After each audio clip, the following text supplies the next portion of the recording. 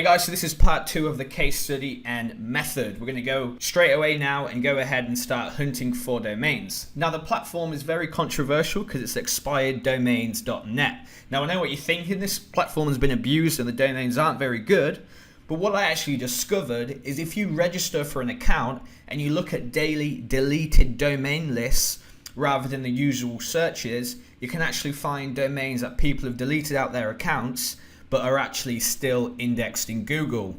So obviously you can get those in text file format and then go ahead and go deeper and look at stats through Majestic and actually check the index status. Let's go ahead and go on the website. So now we've headed over to expireddomains.net. Now if you don't have an account, you simply click sign up just there, or you click log in. Now I obviously have an account, so I've logged in. And then now what you need to do is look at the deleted domains column at the very top. So for example, let's go ahead and go to deleted.com. And as you can see, there's 1.9 million deleted domains. So now we click show filter and we want our domain to contain the word lawyer. So we type the word lawyer, apply filter, and we have 3,200 domains that are available to register with the word lawyer. Now all we need to do now is press this button here, which will then download the domain names as a text file. So you press that and obviously it will start downloading the text file, and the next step is to basically import those into Scrapebox, check for index status, and then kind of see which of the domains are going to be the most useful for our particular project to then go ahead and 301. Obviously there are other ways to search within the platform and the accuracy, if they're actually available to register, is not 100%. So I'd obviously recommend, once you've dwindled the list down, obviously running those through an availability checker as well. So now we've got a big list of domains. This part of the video is going to be about, bulk checking them using Scrapebox. So obviously here's our list of domains. So this was a text file that I've pasted into Excel. And what we want to do is we want to prepare those for Scrapebox, because Scrapebox works on URLs rather than obviously the raw domains. So what I'm going to do is basically add this in column B, so equals, speech marks, HTTP, and A1. So what this basically does is turns our domain into a URL. So obviously if I then pull that down, I go to the bottom, I now have these in URL format. So we're going to go ahead and paste just the values to get rid of the formula and then copy that ready to go into Scrapebox. So obviously as you can see, we have Scrapebox open, and the next step is to go ahead and paste those URLs, and then we have those 3,200 lawyer domains here. So now we're going to want to go ahead and press check index and then Google indexed, and then press start. And what will this now do is obviously check Google for index status of these domains, so then you can then export the domains that are actually indexed. I recommend having 100 proxies for this.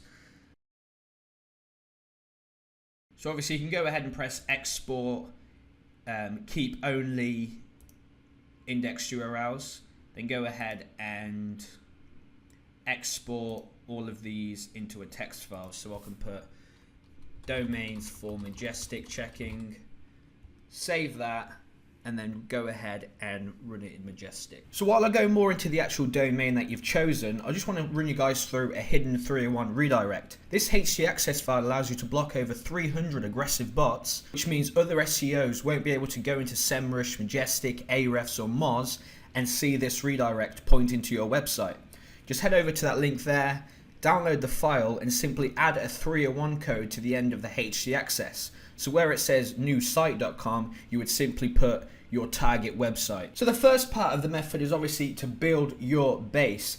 I recommend you start with a website in the top 100 for the target phrase, even better if it's in the top 50. As you know, the case study website that I use, which was my client site, was sitting at position 44. So when I'm looking for a domain, I generally aim for one, that's semantically relevant to the key phrase that I'm trying to rank for. So obviously a lawyer site, I would search lawyer. It allows you to filter a bigger list, and obviously there's more chance of the history being about what it was before. Just to mention, I have had success with non-indexed drop domains, but they generally took 20 to 45 days instead of 10 days with the obvious index age and the fact that they've been deleted, because obviously somebody could have forgot to renew the domain and you've simply came along and registered it. So then simply all you do is redirect straight to your money site using the hidden 301 HT access shown previously. You do this instantly the second you get the domain so it doesn't drop out of the index. The key thing here is to obviously tell Google that you've got the domain back. So obviously once you've done the redirect, the key is to then build the Sape links. So on the same day with the redirect in place, build 25 Sape links. I recommend homepage links, but on a budget, inner page links work too. Obviously, I used inner page links in this particular test. Always make sure with Sape links, even for homepage or inner page links, make sure they are indexed in Google. If you're after long-term and safety, aim for English links and obviously niche relevant. Trust flow 20 and citation flow 20 minimum with 100 referring domains in Majestic at the homepage. And for inner pages, I generally opt for trust flow 30 and citation flow 30 at the homepage. So that means at least those inner pages will have a little bit more power and trust at them, and some slightly stronger links. So the anchor text ratios, which ratios, James, should I use and which ones did you use in the case study? Well, I actually built 200 fresh naked URL and branded links direct at the money site, variety of blog comments, citations, social bookmarks, and new social profiles. So I actually built 25 Sape links directly at the redirect.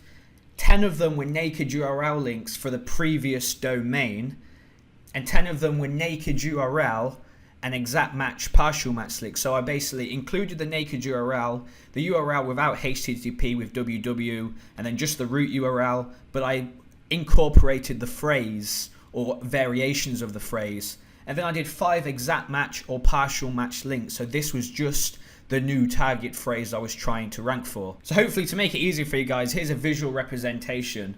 So you can see 40% naked URL links, so this was the previous domain, 40% the previous domain and variations of the domain, including some of our target phrases and keywords.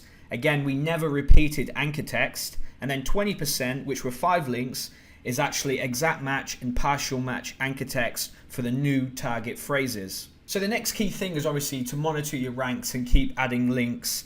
And you know, this entire method was done within the same 24 hours as when we registered the original 301 domain. And make sure you submit the money site domain, the 301 domain, and all of the Sape links and any other links that you might have built to indexing and pinging services. A light, safe tier 2 blast could be used to speed up indexing further. For example, 10 or so no-follow blog comments. You know, add the keywords to your favorite rank tracker and monitor results every 14 days, adding Sape links in increments of 10. Mix in some PBN links at the 301 domain and direct at the money site for more results if desired. You know, you don't just have to send the links for the 301, but it's a great way of getting that trust and relevance in there, and obviously using more riskier tactics like Sape alongside your usual PBNs without the risk of other SEOs coming in there and taking you out. Obviously looking at Majestic to see if it has any good links, and then simply use the BHC Wayback Export tool to rip the whole site and simply upload a static version of the site. Again, if it's indexed, the rankings will return very fast. Send links for quicker rankings and bypass the sandboxing, because obviously it's got index age, it's got trust, it's only just been deleted. If you're going ahead then and sending sell it, you know, it's going to rank fast. So this is an interesting one I've personally tried, and although I don't like it as much as the next method I'm going to show you guys, it's a very good way to power up PBNs or really strong tier 1 links. You know, it's great to hit them with strong Sape links or any of your contextual PBN links in mass to then increase the power of a super strong link, for example, at page level. In effect, this is PA boosting. PA meaning page authority, not the Moz metric. I actually mean you're boosting that page authority with strong index links, and obviously the relevance and the trust from that 301 domain. For me, the only issue with that is it's not very scalable. You know, I can't control the content and I can't point to multiple links, which is why I do prefer this method.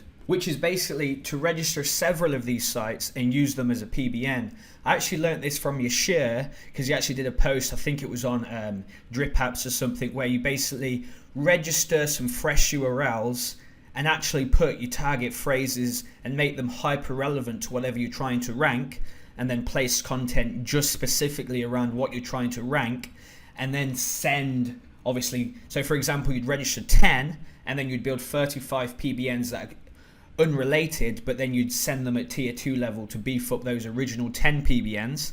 But obviously we can take this a step further and register domains that have index age and trust, and obviously build from those. You know, I really think that using these domains and actually making an asset where you can change and link up whenever you want is a much bigger advantage than you're only 301ing to one particular property or one domain. I really think there is lots of opportunities for you to stack several of these with different link types, and obviously take it a lot further with the redirects. You know, for me personally, the key part of this method is the fact that I can do this to clients. You know, clients know exactly what they're in for, they know the risks involved, and I can really do good housekeeping, quality control, and make sure that I'm giving them good links.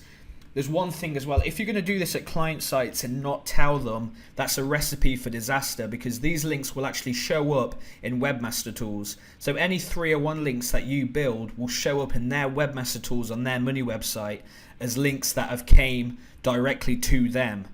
So don't go ahead and start redirecting and buying Sape links at your clients, because they will be able to see in Webmaster Tools that that's what you're doing. You know, anyway, I hope you guys have enjoyed this video, you've enjoyed this method, and I hope you can kind of incorporate hidden 301 redirects and obviously slightly riskier strategies and you know, in your other campaigns. You know, if you're doing lead gen and client SEO, this is a great way to kind of, you know, last a much longer and provide that risk management to your sites. Hope you guys enjoyed this video. I'll be making a lot more around Sape, around redirects, around PBNs. And until then, I'll see you guys in the next one.